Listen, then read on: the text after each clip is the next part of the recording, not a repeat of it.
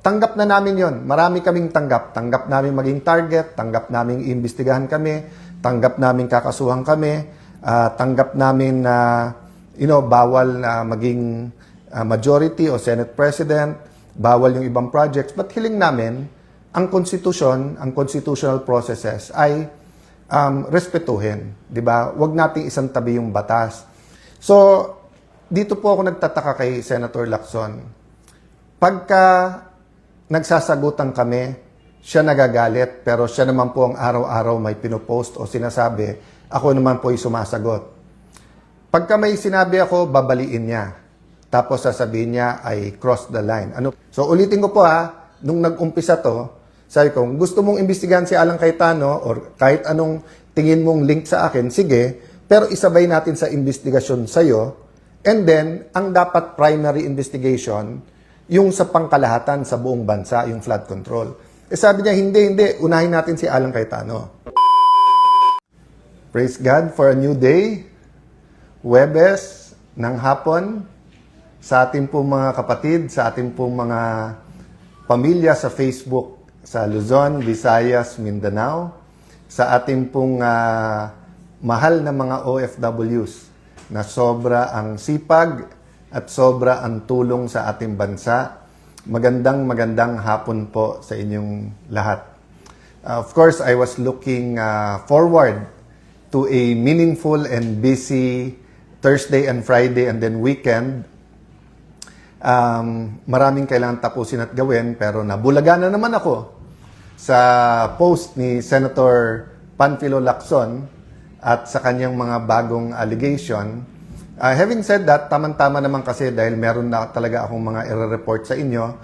So, 3 pag-uusapan natin ngayon.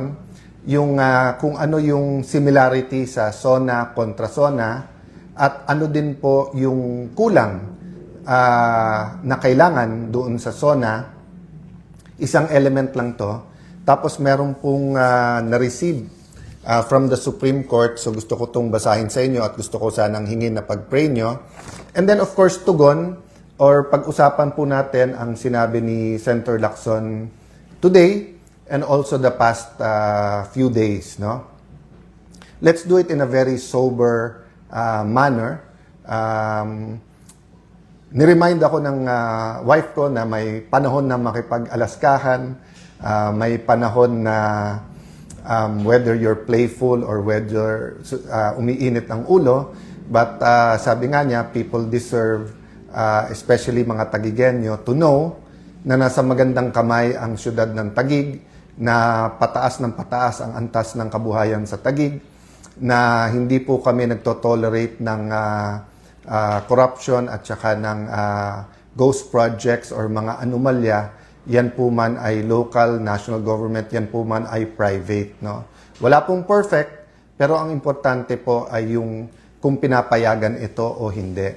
So let me start po by thanking God for this opportunity na makausap kayo directly. I thank God that kahit umiiba ang panahon, social media, ang kampihan ng bawat isa. I mentioned some of this sa Kontra SONA. If hindi nyo po napanood, nasa Facebook po natin, pakitignan nyo. I think it will also be on YouTube. So let's start po with the biblical principle that we've been talking about. Kung anong ating itatanim, yan ang ating aanihin. Again kung ano ang ating itatanim, yan ang ating aanihin. Ang common example na binibigay dyan, di ba? Hindi ka pwede magtanim ng buto o ng seed ng mangga, tapos ang gusto mo anihin ay santol. So sa isang bansa, hindi pwedeng bad governance. For example, kulang sa planning, wala kang planning sa mass transportation, yan ay maging mga bus lane o yung mga rapid bus systems, yan po ay maging mga trains, mga ferries, tayo archipelago, kaya yung RoRo napaka-importante. Pag hindi mo plinano yan, tapos magkagulo, traffic parate, baha parate, hindi mo pwedeng sabihin ngayon, ba't nagkaganon? Kasi ano ba ang tinanim natin? Kung ano tatanim natin, yan ang ating anihin. So, napaka-importante din malaman yung why, yung bakit, di ba? So, why do we have to talk about all of this? And why do we have to talk about yung allegations ni Senator Lacson? Siguro yung iba, meron pong ilan na kahit sa page natin na tumutulig sa akin, sa aming magkapatid, ni Senator Pia, at sabi tumahimik na lang kayo. So bakit po namin kailangan magsalita? You know, we all, when let me address myself to Christians, no? Whether, anuman ang church, no? Catholic, Aglipayan, evangelical churches, lahat ng Christian churches, no? I reference the Christian churches because alam ko yung prayer. Hindi ko alam yung prayer ng ibang religion.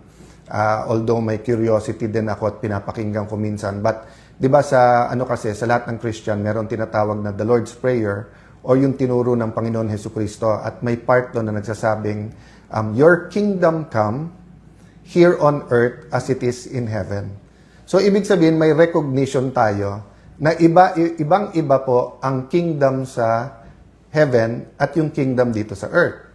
Ibang-iba po kung ang Diyos natin ay tunay na Diyos kasi doon walang sakit, walang sinungaling, walang pagnanakaw, walang gutom, and kultura din yon. Pero sa ating bansa at sa kahit anong bansa sa buong mundo, stealing, cheating, lying, yung makaisa ka sa kapwa mo. So even in the best run countries, hindi rin po perfect, di ba?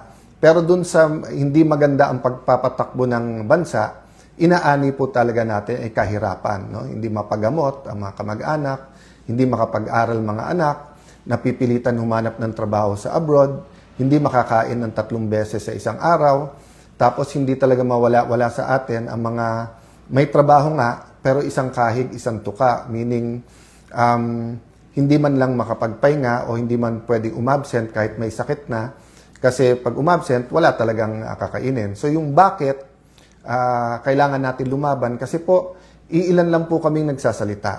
At kahit naman po ako, nung hindi po ako yung front and center, iilan silang nagsasalita. At marami sa kanila ay kinukulong, kinakasuhan. Yung KKK, kung tawagin ko po, no? Kuyog, tapos kaso, tapos kulong. At isa si Senator Lacson sa nagpapairal din nun. So makita po natin sa Blue Ribbon Committee, nung nag-umpisa kay Senator Marcoleta, maganda po yung umpisa. Pag take over ni Senator Lacson, biglang tinuro kay Senator Jinggoy, kay Senator Joel Villanueva, kay Senator Chis Escudero, at nung matuturo yung ibang senador, pero kakampi niya, parang medyo natigil doon. So, ganun din po, no? Nung una, kung saan-saan tinuturo, kung umaabot na sa mga sekretary, umaabot sa Malacanang, pero si Senator Lacson, hindi na dinala yung witness, siya na yung sumagot. On the record po lahat yan.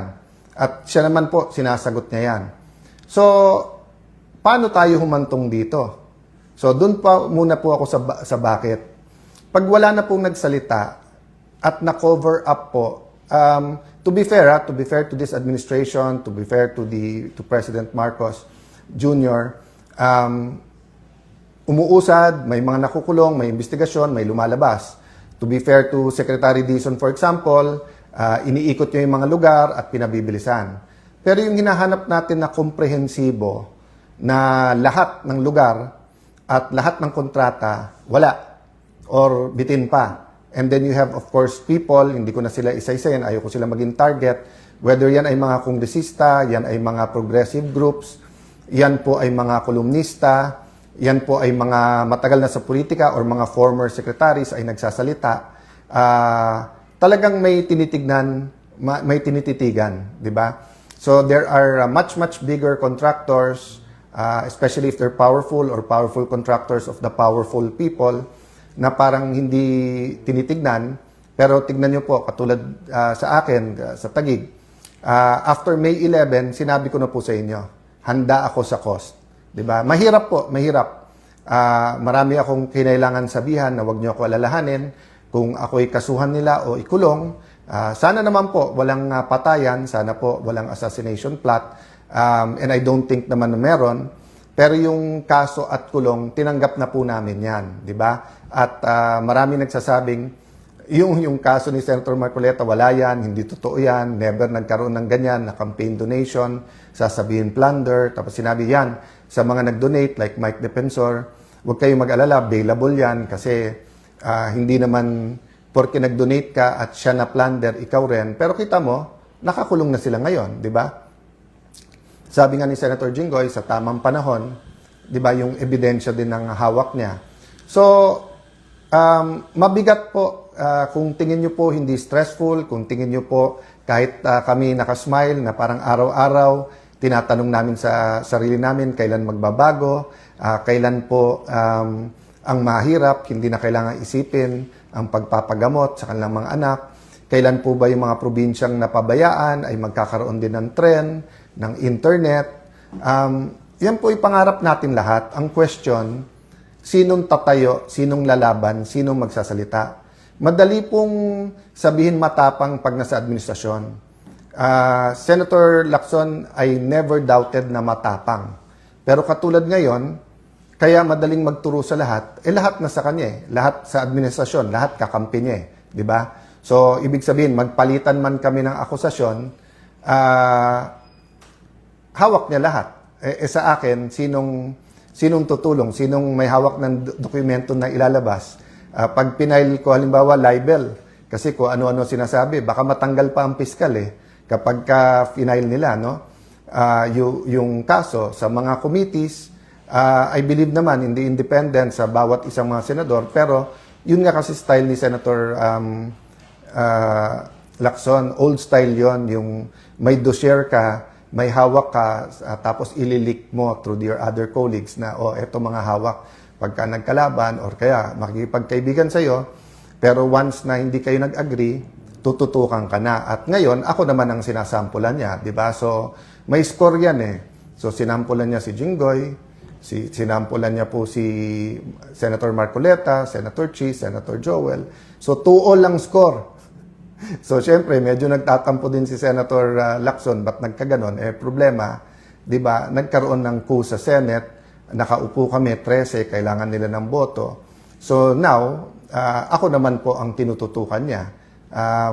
Sabi nung iba, Sen, siya lang po yun. Walang kilalaman ng Malacanang, wala yung iba. I don't really know, and I'll give Malacanang the benefit of the doubt. Of course, naging klaro sa amin na maraming bawal. Halimbawa, bawal maging Senate President ang opposition kasi gagalaw talaga ang lahat para ang makaupo ay kakampi nila. But so far naman, masasabi ko naman na very straightforward, honest, very, how do I put it, patas ang pagpapatakbo ni Senator Win. Of course, umangal kami sa impeachment dun sa presiding officer. Wala naman akong doubt maganda ang pagpapatakbo ni Senator Escudero. Ang question lang kung nasunod yung rules, di ba? So walang doubt po sa amin nung tinigil yung pagbibigay ng medical assistance kasi napakarami po tayong tinutulungan sa medical assistance. Nireport po sa akin na maraming project hindi napopondohan.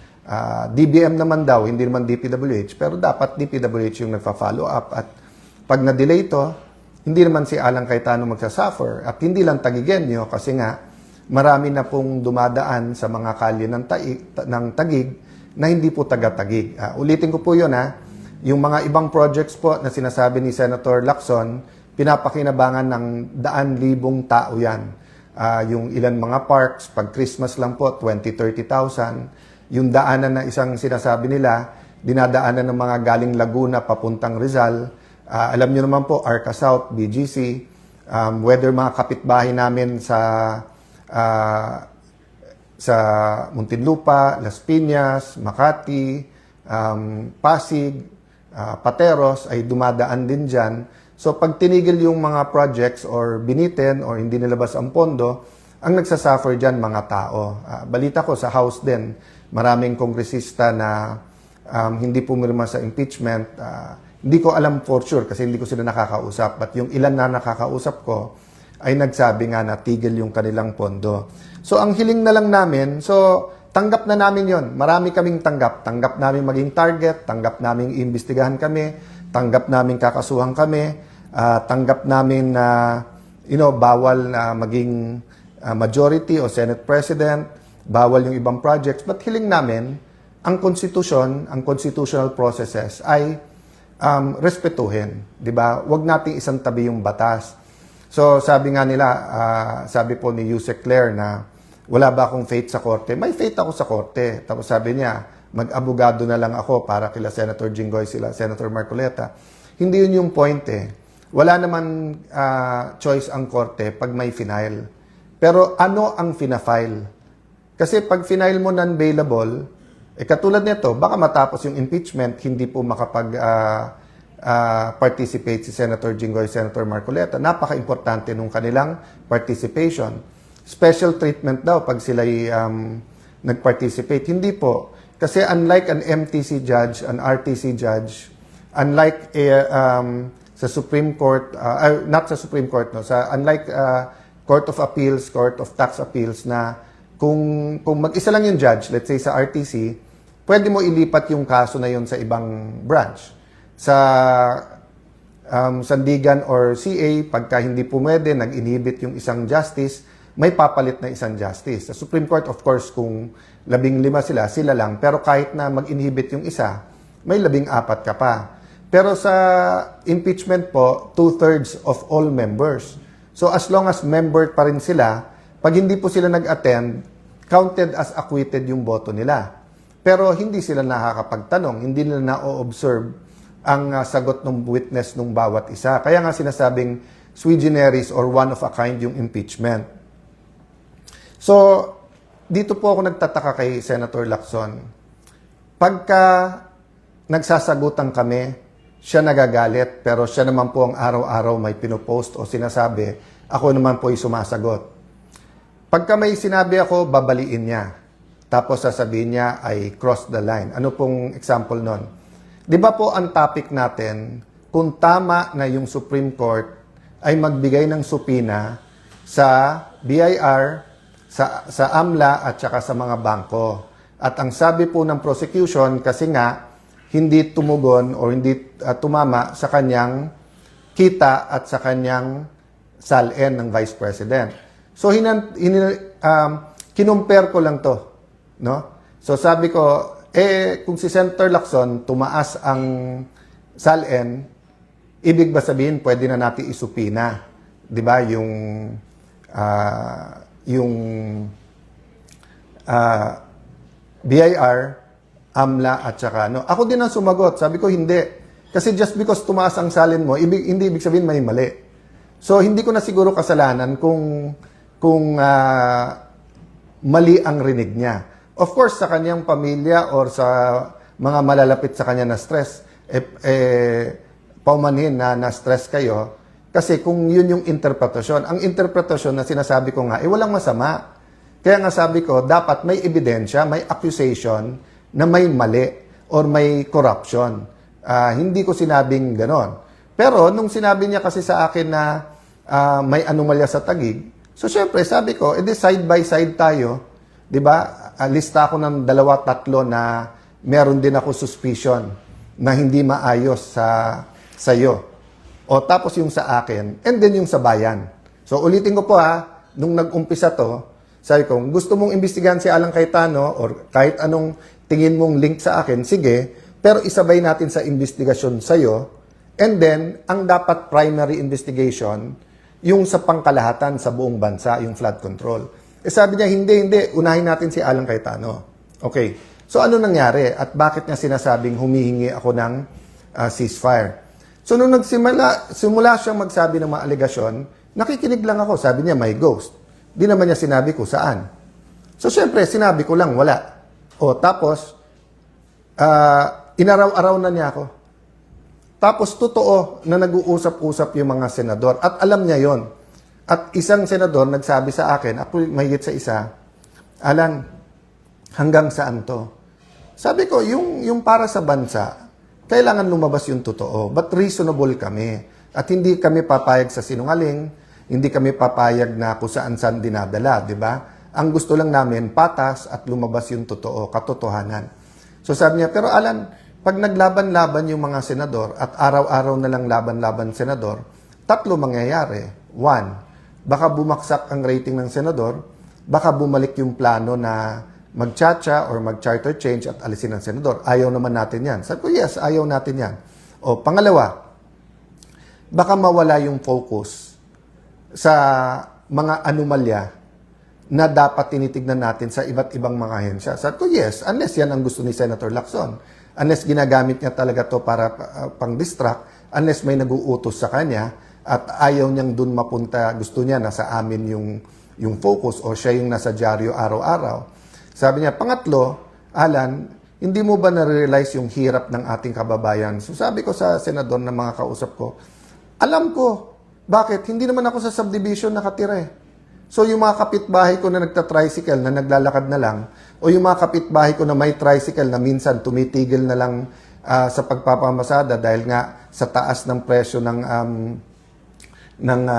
gasolina at ng diesel, o dun sa mga nagrereklamo sa presyo ng kuryente, yung iba nababasa lang sa dyaryo. Sa amin, na nakatira kami sa isang community na very humble, at sa amin na very open kami sa aming community, may lumalapit talaga para sa tulong, whether yan sa kuryente, sa pagkain, sa paggagamot.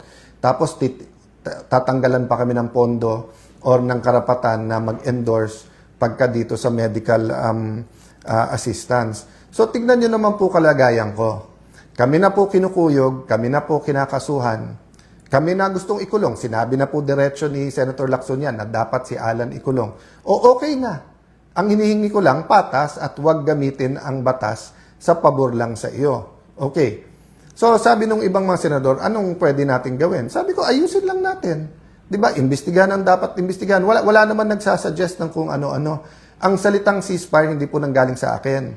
Tinanong ako ng isang senador na habang inaayos natin lahat, wala pa naman members yung ibang committee, habang hinihintay natin ang SONA, yung LEDAC, ano ba tingin mo, Alan? So, sabi ko, walang problema ako kung ano nasa harap ko, yun ang gagawin ko. Basta pag may lumabas na ebidensya or may bagong issue, kailangan lumabas yung totoo. So, for example, sa kuryente, di ba?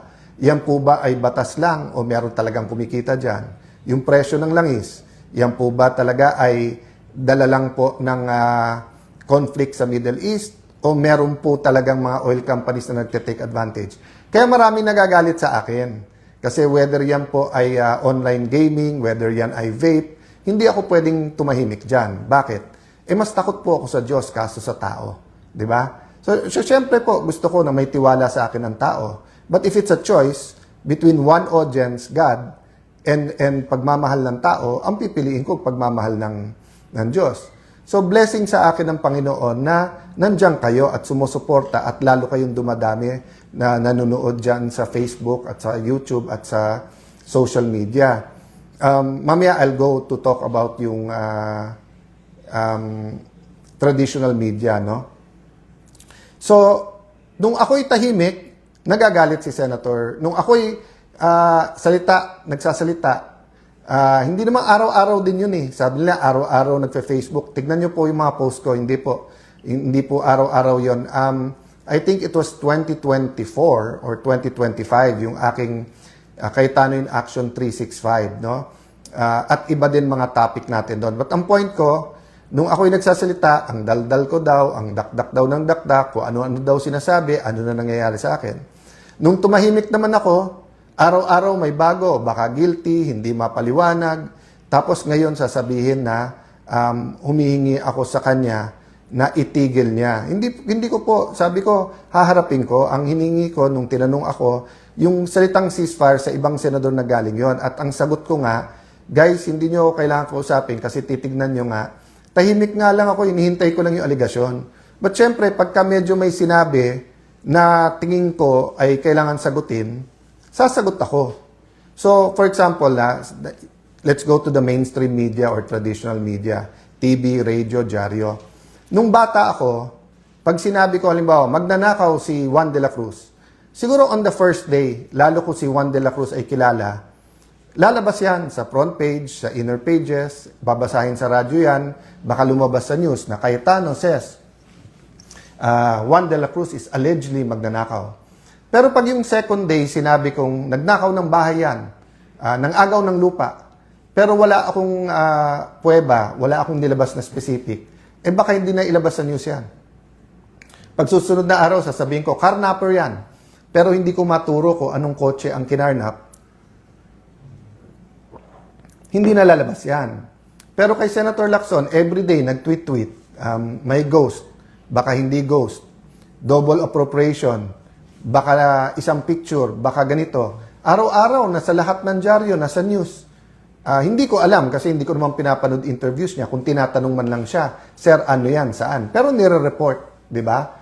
So, wag din magtaka yung mga kapatid nating sa traditional media, sa mainstream media, kung bakit mas marami ang may tiwala ngayon sa independent vloggers, kung bakit sa Facebook, YouTube na nanonood yung iba.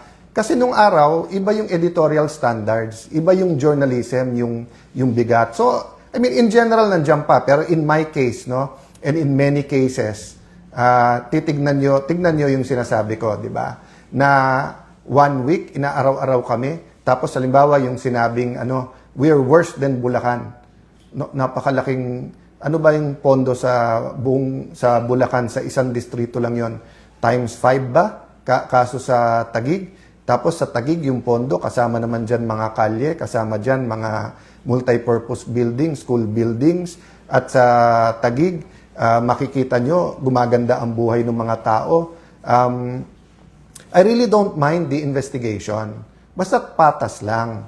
So, concern po yan ng buong Senado at ng mga kasamahan. Kaya lang nga, medyo ilag din kay Senator Lacson. And ayaw ng maraming senador na may gulo. So for example, today, di ba? Alam nyo po, hindi ko ka-close, hindi ko kasundo si Senator Erwin. Pero I support yung hearings niya sa Committee on Energy para mapababa ang presyo ng kuryente.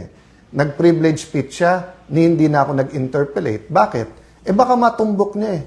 Pag natumbok niya, kahit hindi ko siya ka-close, at bumaba presyo ng kuryente, good for all of us. Di ba? So, hindi ko na po sinagot yung mga reasons kung maghihiring o wala. Kasi nga, marami pang pag-uusap. Ako mismo, hindi ko, without Senator Marcoleta, without Congressman Mike Defensor, I don't know sino pa yung mga witnesses na pwede. Marami ako alam, marami akong nakita. Pero hindi naman pwedeng ako mag-testify, lalo kung hindi ko hawak yung mga dokumento or nakita ko lang ito. Pero alam ko na marami pang dapat imbestigahan, di ba? So, ang point ko po mga kababayan, parang sala sa init, sala sa lamig ang gusto po ni Senator Lacson. Pag tumahimik, guilty na o umaareglo, etc. No? So, pwede ako either way. Pag sinabi ng mga senador, focus tayo sa ekonomiya, naghihirap mga tao, siguraduhin natin maganda takbo ng impeachment.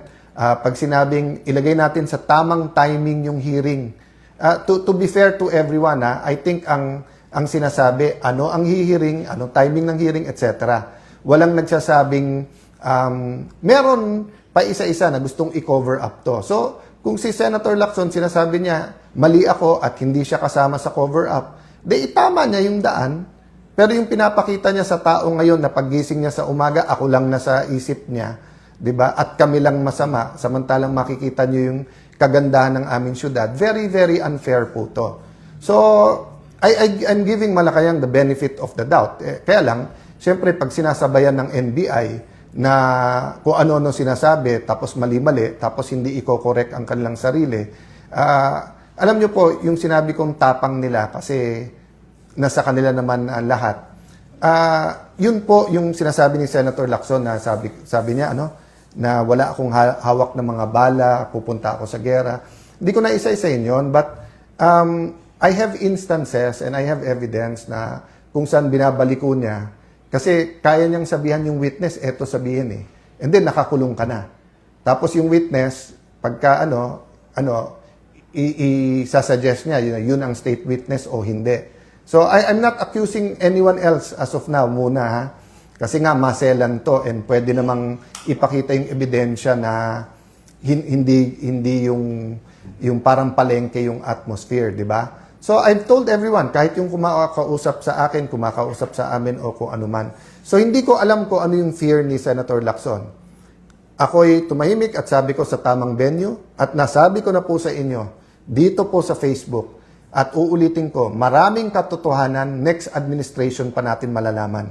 Bakit po? Kasi yung atmosphere, yung mekanismo, yung batas, yung yung yung control din sa Senado, no, and sa ating buong bansa ay ibang-iba po ngayon, 'di ba? Pwede ba isabay-sabay? Oo, pero ayaw isabay-sabay. Ang gusto unahin lahat muna ng oposisyon. So, kung sasabihin Pangulo para sa lahat, let's give him the benefit of the doubt, but nasa action wala sa salita 'di ba? So, kung isa-isahin kami mga oposisyon, tapos sasabihin ni Senator Lacson, kita mo, hindi guilty, etc. Siya na lang namimili Si Senator na lang Lacson na lang mamimili kung sino dapat kasuna o hindi.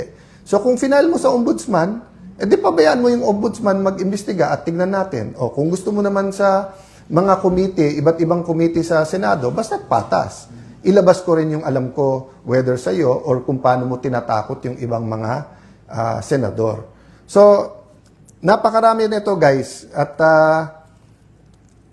siguro bukas or Saturday na yung sa kontra zona.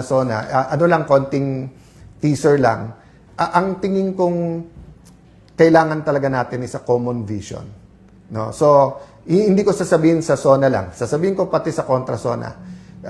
Aside from the preamble, how do we articulate a vision that everyone can come behind? But anong similarity ng zona at kontra-zona? At I think this week, sa Monday, Tuesday, mga congressman naman sa opposition ang magko-kontra-zona, papanoorin ko rin yan. Mahirap lang dahil sabay-sabay sa Senate. I think ang magiging common theme, yung hirap ng nararamdaman ng ating mga kababayan. Kahit maganda ang trabaho ng ating mga OFW, kahit po medyo gumanda na ang negosyo ng iba nating kababayan, ang common word po ngayon ay mahirap. May konting common question, may pag-asa pa ba? Ang sagot dyan parati meron. Kasi kung sa Panginoon tayo aasa, meron talagang pag-asa. Let me close by reading this. I was looking for sabi ko nga yung biblical principle, 'di ba? Kung anong itatanim, yan ang aanihin. But I was really praying. I was asking God, asking the Lord Holy Spirit to lead us. Dinala niya ako dito sa Psalm 9, 17 and 18. Sabi sa Psalm 9, 9, 17-18, the wicked will go down to the grave. This is the fate of all nations who ignore God. But the needy will not be ignored forever. The hopes of the poor will not always be crushed. So hindi po ako nag-focus doon sa the wicked will go down to the grave kasi mahirap po, lalo kung leader ka, sasabihin mo, siya righteous, siya wicked, etc. So let God judge. But we know that a community, a church, a nation, business can become wicked. Pero nakalagay dito kasi, this is the fate of all nations who ignore God. So rule number 1 for me now, sa lahat ng pinagdadaanan natin, even sa disputes among the senators, wag na natin sabihin ito, hindi ko naman sinasabi ako maka-Diyos, kayo hindi. Ang sinasabi ko, hindi natin pwedeng exclude ang Panginoon sa usapan kasi siya lumikha sa atin, siya may kapangyarihan. At ang sinasabi ko, hindi yung sinong kakampi ni Lord. Dapat tayo kumampi kay Lord. At sabi dito, hindi dapat i-ignore ang Panginoon. Pangalawa, the needy will not be ignored forever. So yes, nababanggit sa bawat speech, sa SONA, I do believe all 24 senators care for the needy. Pero kahit papano po, nai-ignore pa rin kasi hindi rin natututukan. Yung lang Secretary of Health, bago po inalis ba o nag-resign talaga, sobra po ang dinulot na damage sa ating health system at sa mga hindi nabiling gamot, sa mga bakuna and everything. Tapos nakalagay dito, the hopes of the poor will not always be crushed. So hindi sinabi dito na meron may hope, meron wala. Ang sinasabi minsan, nakra-crush. Diba? Tama, diba? Kasi kung halimbawa po, kapatid mo o anak mo, nagkasakit, namatay dahil walang gamot or gutom na bansot, na stunt o kaya hindi nakapasok sa trabaho or naging baldado dahil nga sa malnourishment, sa sobrang malnourished na, nakra-crush yung hope ng tao. So, yun po ang pakiusap ko sa buong Senado, even kay Senator Lacson, even po sa lahat ng nanonood dito. Let us be bringers of hope. I have no problem finding a solution na matuloy lahat ng investigasyon. Hindi lang Senado ang pwede mag-imbestiga, pero dapat din mag-imbestiga ang Senado. Pero hindi venue ang Senado na magtirahan ang bawat senador kasi kung hindi, wala na tayong magagawa. Pero hindi mo rin masisi ang isang senador, kasama na ako doon, na kung tatargetin nyo doon, magdidebate talaga tayo araw-araw kasi nga, kailangan kung ano ilalabas nyo sa akin, may ilalabas din ako. At wag nyo pong sisisihin if we will defend ourselves because we cannot defend the nation if we cannot defend ourselves. Diba? You want us to lose credibility para hindi kami pwedeng tumayo para sa ating bansa. Tapos kami ang sisisihin nyo pagka yung credibility nyo ay apektado. So, kung gusto nyo, 0-0, start tayo from scratch. But what's the point? The point is, let's all start from the basis of truth. And kaya nga tayo nagdadasal bago magsesyon. In the hopes na ang manaig, hindi yung gusto natin, pero gusto ng Diyos. So, salamat ulit sa lahat ng ating mga kababayan and I hope to find the time by Sunday o before Sunday sa mga recap. And pasensya na po kayo kung ang laman parati ng news ay bangayan ng mga senador rather than yung napaka-importante na unang pangangailangan ng ating mga kababayan. Lastly, sa mga senador na nag-a-act ng peacemakers, blessed are the peacemakers. So, ang Diyos na ang maggantimpala sa inyo. So, kung nami-misinterpret ang sinasabi nyo at nagagamit sa mali ang word na ceasefire o ilagay natin sa tama, mga kasama, ibang-iba po ang areglo ang ceasefire yung sa sinasabi. So ang sinasabi lang ilagay natin sa tama para hindi maantala ang trabaho. 'Di ba? So ito magandang example. 'Di ba sabi ng isang senador, pwede ba kapag iba ang pag-uusapan, wag na dito sa impeachment court. Tapos sabi ni Senator Escudero, dahil meron naman sesyon, doon natin i-bring up sa sesyon. So, hindi sinabing wag. Hindi sinabing walang karapatan, hindi sinabing ceasefire. Ang sinabi lang, ilagay natin sa ayos. At siguro, doon na misinterpret ni Senator Lacson na sinabing, ang feeling niya, nagsasabing tumahimik ka na. Wala po, kahit kami hindi namin hiningi na tumahimik na. Ang sinasabi lang namin, gawing specific yung allegation, ilagay sa tama. Pero yung araw-araw na general allegation, it's unfair to everyone, no? God bless you guys. Magandang hapon sa inyong lahat.